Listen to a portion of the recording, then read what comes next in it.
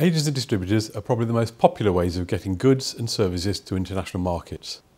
Managing them effectively is the key to success.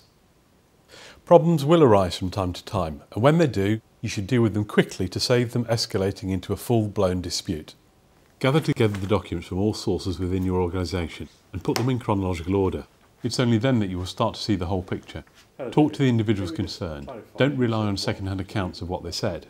Finally, and most importantly, look at the agreement. A good agreement will tell you who has what rights and obligations. Have you appointed an agent or a distributor? The two are often confused in general commercial conversations, but in law they have distinct and separate meanings. An agent negotiates or concludes a contract on your behalf between you and your customer. A distributor is your customer. Your contract with your agent or distributor needs to be clear and comprehensive.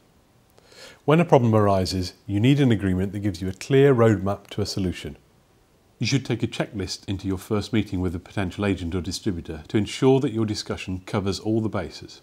Any decent commercial law firm can supply such a list. If you don't deal with the point in your agreement, the law will step in and impose a rule on you that may not lead to the outcome you want.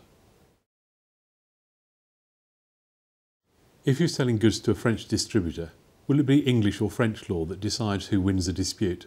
You should make a choice at the beginning of the relationship and build it into your contract. If you don't make a choice, the law will choose for you. The difference can have serious consequences. In German law, a distributor has the right to payment of goodwill at the end of the distribution agreement in a very similar way to an agent in the rest of the EU. In English law, there is no such right. In Italy, a distributor who promotes your products is entitled to compensation as if he were an agent.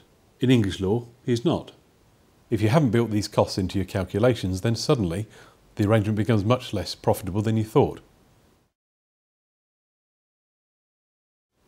If you want to use mediation, and you probably do, then you need to build that into your agreement.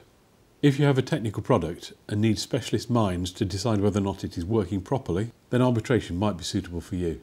Which courts are best for you? The Dutch courts are particularly good at debt collection. The Irish courts are not.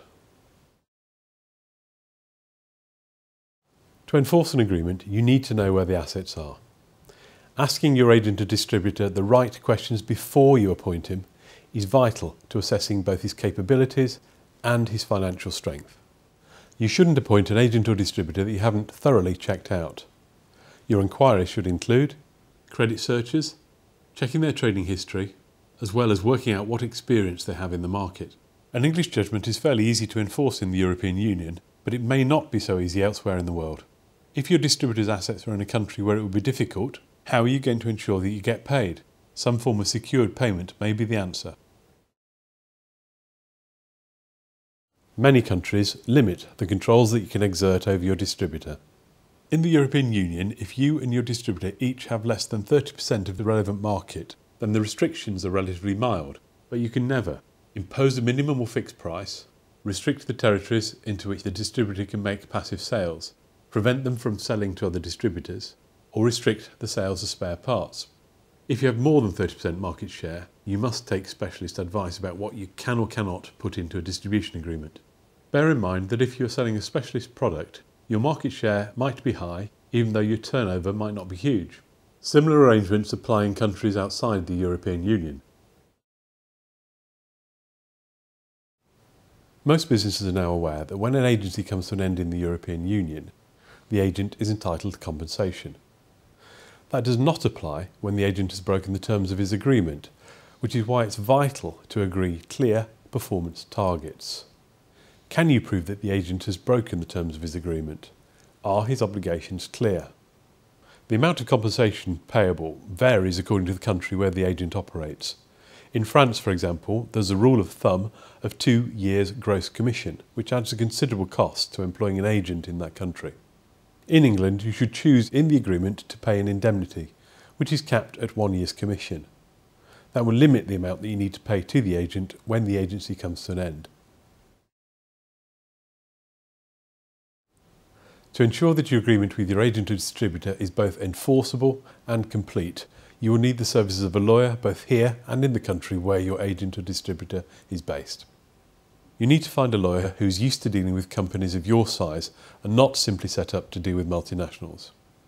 A decent UK law firm who deals in this sort of work will have built up their own network of contacts.